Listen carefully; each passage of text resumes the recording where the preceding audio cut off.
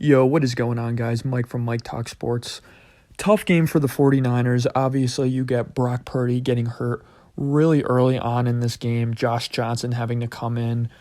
Geez, might as well have Josh Rosen in there at that point. I get it. Josh Johnson has a little bit of a running ability he can rely on. But besides that, I mean, the game was kind of over once Brock Purdy got injured for the first time. I know he came back into the game and completed the game for the 49ers, which was a very valiant, tough effort from him, but he realistically couldn't throw the ball. It's an elbow injury, which sucks. That lingers sometimes. There was so much torque on the pass he was trying to generate when his arm kind of got held back. That could create some pretty bad structural damage. I wouldn't be surprised if he had pretty bad structural damage and it needed surgery. Nonetheless, I would imagine he's ready to go by training camp, so that's good. Today we're going to be talking about what the 49ers do with their quarterback room. What's the situation with the quarterbacks? You have this perennial Super Bowl team with a perennial Super Bowl head coach, a perennial defensive coordinator who is probably going to be gone next year, most likely. I can see him staying for one more year, trying to run it back, but more importantly, looking for better openings from the head coaching positions. I'm seeing that it's either kind of Texans or bust for him at this point, which I get it. DeMeco Ryans, he played for the Texans, but still not an ideal situation. Two head coaches in the last 2 years, and those two head coaches did pretty solid jobs given the roster, so that's a pretty uninspiring place to go to. But anyway, talking about these quarterbacks here, first thing I do if I'm the 49ers, I let Jimmy Garoppolo walk. Listen, I love Jimmy Garoppolo. He got them to a Super Bowl. They almost won that Super Bowl. He played really well for 3 quarters. He's extremely unreliable at this point. And I think we saw with Brock Purdy makes some plays that Jimmy Garoppolo is incapable of making, especially at this point of his career, especially those off-script, kind of out-of-the-pocket plays, extending the play, and I get it, Jimmy Garoppolo is good at running those play-action boots as well, but Brock Purdy just gives you a little bit of more speed coming off the edge than Jimmy Garoppolo does at this point. Plus, Jimmy Garoppolo is your highest-paid quarterback on the roster by a pretty significant margin and one of your most highest paid players in general. Letting him walk is going to free up a lot of cap space, and you're going to have a really cheap quarterback room if you go into the season with Brock Purdy, Trey Lance, and another third string, and that is what I think you should do. So again, get rid of Jimmy Garoppolo, let him walk. I wouldn't even worry about getting anything for him at this point. Maybe you get a conditional pick if someone signs him and he plays a lot of games. That would be the ideal scenario.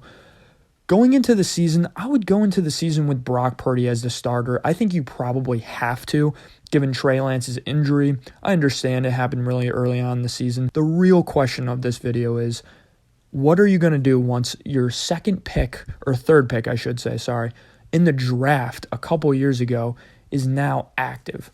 I'm a little bit nervous about Trey Lance. I'm not going to lie. He played one season in North Dakota State. The next season was a weird COVID season where they were kind of like, we're not going to play. Then they ended up playing one game on Thanksgiving. He didn't really play that well in that game. I really liked Trey Lance coming out because of the raw attributes. But at this point, man, it's so tough for a young quarterback to genuinely not consistently play football, not consistently week in and week out be a starter of a consistent football team in 3 to 4 years at this point when he's coming back. I'm really nervous about him. I think at this point, you kind of got to salvage your assets. And by salvaging your assets, here's what I think, not only what I would do, but here's what I think the 49ers and Kyle Shanahan's going to do as well. I think Brock Purdy's going to remain the starter, but Trey Lance, they're going to start mixing him in on 3rd and shorts, goal line packages. It's 1st and goal from the 6-yard line. You get him out on a play action boot, 2nd play, QB sneak, 3rd play, little quick slants. I think something like that with Trey Lance. Get him in there in gimmicky goal line situations, short line situations, kind of like how the Panthers used Cam Newton when he returned the second time. Obviously, you need to use him in a more significant capacity than that, and I think Trey Lance is more capable than Cam Newton, especially a late career Cam Newton. Look, Trey Lance has a cannon for an arm. He can make all the throws on the field. It's whether he develops mentally, and he mentally gets there. The one thing that always confused me about Trey Lance going to the Shanahan system is the Shanahan system is so reliant on high IQ quarterback play. That's why we see a guy like Brock Purdy able to go in there and really succeed early on. That's why we saw Jimmy Garoppolo turn that team around right away. I think that's why a guy like Trey Lance kind of struggled in that Shanahan system. I think that's a reason why a guy like Jordan Love has taken a while to develop in the LaFleur system, why someone like Zach Wilson really couldn't even grasp the Mike LaFleur system. They're all similar in the sense of quick reads.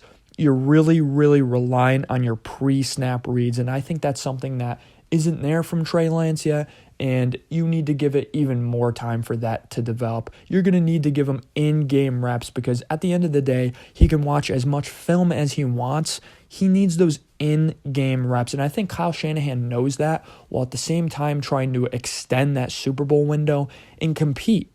And realistically, I think Brock Purdy going forward probably gives you the best chance to compete.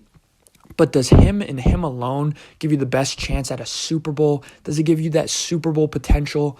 I don't know. I'm leaning towards probably not. That's kind of the similar situation you had with Jimmy Garoppolo. You said, I don't know if they can win a Super Bowl. I know they can get there, but I'm leaning towards no. We've seen it play out in the Super Bowl. They're 0 for 1 with that build of quarterbacks. So I think at some point you really want Trey Lance to still succeed. He was the 3rd pick in the draft. I understand the sunken cost fallacy where you don't want to throw a guy out just because you spent a large amount of capital on him if he sucks. But at the same time, again, if I was the 49ers, mix Trey Lance in at goal line situations. They're very creative. Get him some open, deep shots to Deebo Samuel. Get his confidence going. And you know what? It's week 16, week 17, and Trey Lance has been playing good in his gadget role. Brock Purdy hasn't been that good. Then you can justify to your locker room, your coaching staff, the front office, and the fan base, hey, let's put Trey Lance back in there.